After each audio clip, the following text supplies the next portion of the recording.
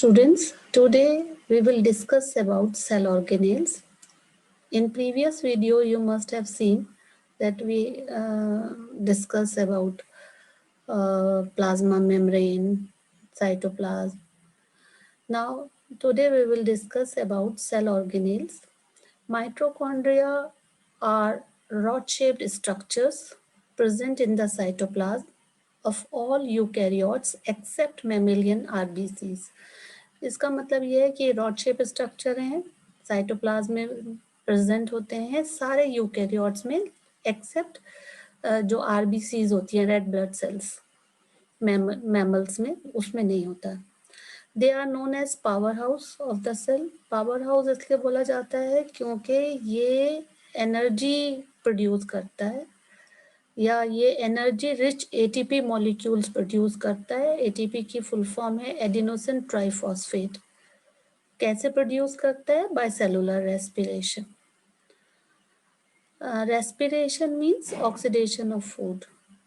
ATP को हम बोलते हैं एनर्जी करेंसी, ठीक है, energy currency of the cell. तो जैसे करेंसी हम यूज करते हैं ना कुछ चीजें अपने लेने में और वो करने में, इसी तरह से हम एटीपी को यूज करते हैं एनर्जी की रिक्वायरमेंट को फुलफिल करने के लिए।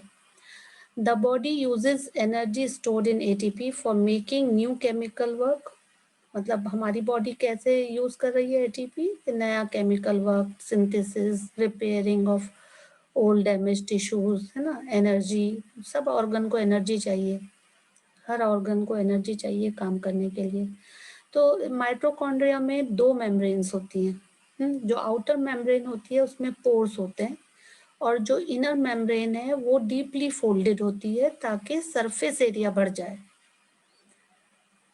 ताकि सरफेस एरिया बढ़ जाए for ATP generating chemical reactions. मतलब जो एटीपी जनरेट कर रही है केमिकल रिएक्शन, उनको ज़्यादा जगह मिल जाए एटीपी प्रोड्यूस करने के लिए। एक यूनिक फीचर है माइटोकॉन्ड्रिया में, उसके पास अपना डीएनए होता है, उसके पास अपने राइबोसोम्स होते हैं। तो therefore they are able to make some of their own protein, वो अपना प्रोटीन बना सकता है। ये जो पिक्चर है ये एनिमल सेल की है, ठीक है, और ये बुक में दी हुई है आपकी। ये प्लाज्मा मेम्ब्रेन आउटर कवरिंग होगी। सेंट्रियोल आपको प्लांट सेल में नहीं मिलेगा, ये डॉट लाइक स्ट्रक्चर है, ये सेल डिवीजन में स्पिंडल फाइबर बनाने में मदद करता है। ये आप हायर क्लासेस में पढ़ेंगे। बस आप ये याद रखिएगा कि सेंट्रियोल एनिमल सेल में है, प्लांट सेल में नहीं है।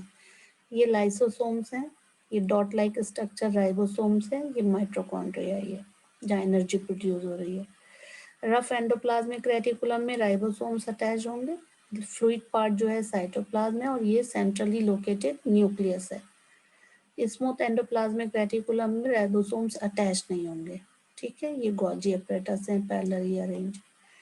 तो अभी हमने माइटोकॉन्ड्रिया के बारे में एक यूनिक फीचर पढ़ा कि उसके पास अपना डीएनए और राइबोसोम्स होते हैं, तो वो अपना कुछ प्रोटीन बना लेता है। ये प्लांट सेल है, इसमें ये आपने देखा वैक्यूल्स बड़ी बड़ी होती हैं, 50 to 90% एरिया वो ऑक्यूपाई कर लेते हैं। ये क्लोरोप्लास्ट हैं जो कि एनिमल सेल में आपको नहीं मिले। न्यूक्लियस लोकेटेड होता है टुवर्ड्स द पेरिफेरी। ये गोल्जी अपरेटस हैं, ये न्यूक्लियर मेम्ब्रेन है, न्यूक्लियर एनवेलप है, ये प्लाज्मा मेम्ब्रेन। इसमें सेल वॉल भी होगी क्योंकि प्लांट सेल है ना। एनिमल सेल में सेल वॉल नहीं मिलेगी। ये माइटोकॉन्ड्रिया है, ये राइबोसोम्स। क्लोरोप्लास्ट भी आपको एनिमल सेल में नहीं मिलेगा। इन्होंने क्लोरोप्लास्ट को थोड़ा सा पेल येलो कलर दिखाया, आप ग्रीन भी दिखा सकते हैं, क्योंकि इसमें क्लोरोफिल होता है। ये स्मूथ एंडोप्लाज्मिक रेटिकुलम है, ये रफ एंडोप्लाज्मिक रेटिकुलम है, ये लाइसोसोम्स हैं। ये एग्जाम के लिए बहुत इंपॉर्टेंट है, दोनों डायग्राम में से एक आता है एग्जाम में। अब प्लास्टिड्स क्या हैं? आपको अभी मैंने बताया कि सिर्फ प्लांट सेल में मिलते हैं, दो तरह के होते हैं। क्रोमोप्लास्ट जो है कलर्ड प्लास्टिड्स, ल्यूकोप्लास्ट जो व्हाइट या कलरलेस प्लास्टिड्स होते हैं। प्लास्टिड्स के अंदर अगर क्लोरोफिल होगा तो उसको हम क्लोरोप्लास्ट बोलेंगे, और इसको हम किचन ऑफ द सेल भी बोलते हैं क्योंकि ये फोटोसिंथेसिस के लिए इम्पोर्टेंट है। क्लोरोप्लास्ट में दूसरे कलर के पिगमेंट भी होते हैं, जैसे येलो या ऑरेंज पिगमेंट भी होते हैं क्लोरोफिल के एडिशन में। क्लोरोप्लास्ट में भी 2 मेम्ब्रेन होती हैं जैसे माइटोकॉन्ड्रिया में होती हैं। जो इंटरनल ऑर्गेनाइजेशन है उसमें न्यूमरस मेम्ब्रेन लेयर्स होती हैं embedded in a material called stroma. Layer he layer आपको दिखेंगी एक के ऊपर एक अरेंज हुई हुई। वो किस में एम्बेडेड होती है? स्ट्रोमा में।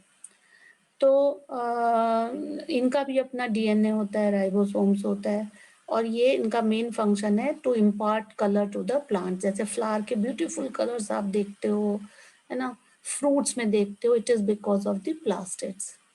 वैक्यूल्स क्या है? ये fluid or solid filled membrane bound spaces होती हैं साइटोप्लाज्म में। एनिमल सेल में या तो एब्सेंट होंगी या स्मॉल साइज्ड होंगी, जबकि प्लांट सेल में लार्ज साइज होती हैं, जैसे अभी आपने डायग्राम में देखा। जो सेंट्रल वैक्यूल है कुछ प्लांट्स में 50 to 90% सेल वॉल्यूम ऑक्यूपाई करता है। इसके अंदर सेल सेप भरा रहता है जो एक वाटरी सॉल्यूशन है। सेल सेप क्या है? वाटरी सॉल्यूशन, जिसमें आपको एमिनो एसिड्स मिलेंगे, शुगर्स मिलेंगे, वेरियस ऑर्गेनिक एसिड्स मिलेंगे और कुछ प्रोटीन्स मिलेंगे। कुछ सिंगल सेल्ड ऑर्गेनिजम्स में जैसे अमीबा में फूड वैक्यूल में फूड स्टोर होता है तो उसे फूड वैक्यूल बोलते हैं। ठीक है, तो इनका इम्पोर्टेंट काम क्या है वैक्यूल्स का? जितना भी एक्स्ट्रा वाटर सेल में होता है या जितना भी वेस्ट होता है वो बाहर निकाल देते हैं। ठीक है, तो यहाँ पर आपने देखा कि यूनिसेलुलर में ये जो वैक्यूल्स हैं जितना भी वेस्ट होता है या एक्सेस वाटर होता है उसको बाहर निकाल देते हैं। कुछ जो क्या करती हैं सेल्स, ये वैक्यूल्स, ये टॉक्सिक मेटाबॉलिक बाय प्रोडक्ट्स को भी स्टोर कर लेते हैं। ये टर्जिडिटी एंड रिजिडिटी प्रोवाइड करता है प्लांट सेल को। अब एक इम्पॉर्टेंट टॉपिक है सेल डिवीजन। नई सेल बनती हैं जब सेल डिवाइड होती है, पुरानी सेल, है ना, इसको हम बोलते हैं सेल डिवीजन। तो जो नई सेल्स होती हैं वो रिप्लेस करती हैं ओल्ड सेल्स को, ठीक है, और इंजर्ड सेल्स को। तो दो तरह का सेल डिवीजन आपके सिलेबस में है, एक है माइटोसिस, दूसरा है मियोसिस। माइटोसिस वो सेल डिवीजन है जिसमें मदर सेल दो आइडेंटिकल डॉटर सेल्स बनाती है, क्रोमोसोम नंबर सेम रहता है। ये इंपॉर्टेंट पॉइंट है, ये आपको याद रखना है कि क्रोमोसोम नंबर रिमेन सेम। और most of the cells divide and help in growth of tissues in organism. पूरी बॉडी में जहाँ पे भी ग्रोथ आप देख रहे हैं उसमें जो डिवीजन हो रहा है वो माइटोसिस हो रहा है। मियोसिस वो सेल डिवीजन है जिसमें मदर सेल 4 डॉटर सेल्स बनाती है, जिसमें क्रोमोसोम नंबर रिड्यूस हो जाता है, हाफ हो जाता है। ये स्पेसिफिक सेल्स में होता है जो कि रिप्रोडक्टिव ऑर्गन में प्रेजेंट होती हैं एनिमल्स में। तो इसका मतलब जब गैमीट्स बनते हैं, जब स्पर्म्स बनते हैं, एग्स बनते हैं, तो वो कौन सा डिवीजन इन्वॉल्व होता है? मियोसिस, जिसमें क्रोमोसोम नंबर हाफ रह जाता है। ये एक डायग्राम है, इसमें पहला पिक्चर है माइटोसिस की और दूसरा है मियोसिस का। इसको अगर आप देखेंगे इसमें पहले में तो एक जो डॉटर सेल है वो 2 में डिवाइड हो रही है और दूसरे में आप देख रहे हैं 2 सब्सिक्वेंट डिविजन्स होते हैं। पहली डॉटर सेल, ये पहली पेरेंट सेल मदर सेल, ये मदर सेल 2 डॉटर सेल में डिवाइड हो रही है। ये मदर सेल पहले 2 में डिवाइड हुई, फिर 2 से ज़्यादा 4 में हुई। और आप ये देख रहे हो ना, इसमें इसमें आपने देखा रेड कलर अलग दिख रहा है, ये ब्लू कलर अलग, इसमें कहीं ना कहीं ओवरलैपिंग हो जाती है और आप देख रहे हो कि वो सेगमेंट अलग हो रहे हैं। ये क्रॉसिंग ओवर कहलाता है, बड़ी क्लासेस में आप पढ़ोगे। ठीक है, this is all for today's video. Thank you very much and keep watching my video and keep liking also and subscribe my channel. Thank you very much.